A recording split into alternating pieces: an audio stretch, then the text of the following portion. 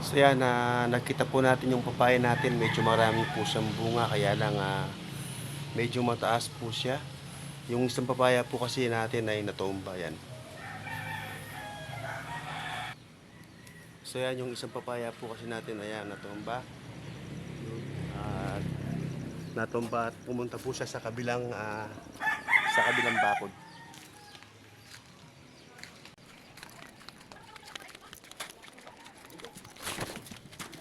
So yan, magtitira na lang po tayo ng para sa birthday ni nanay sa October 5.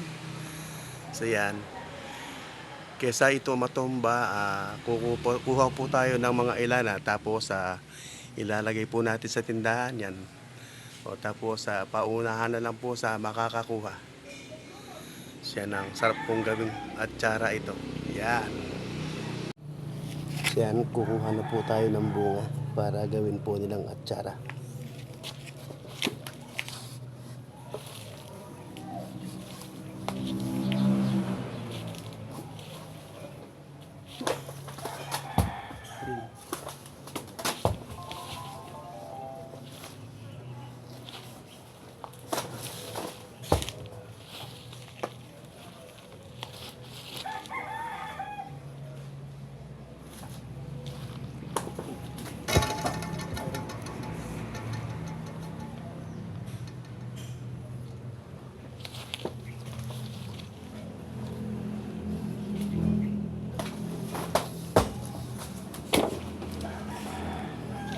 Siya, nakakuha po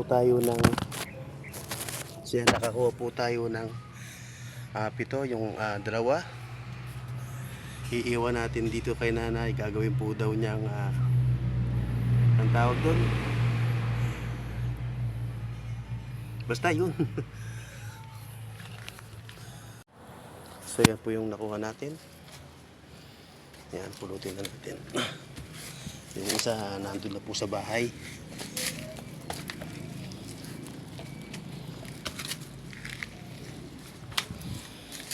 So yun po ay isasama po natin sa vlog natin at kukuhanin na lang ito sa tindahan natin.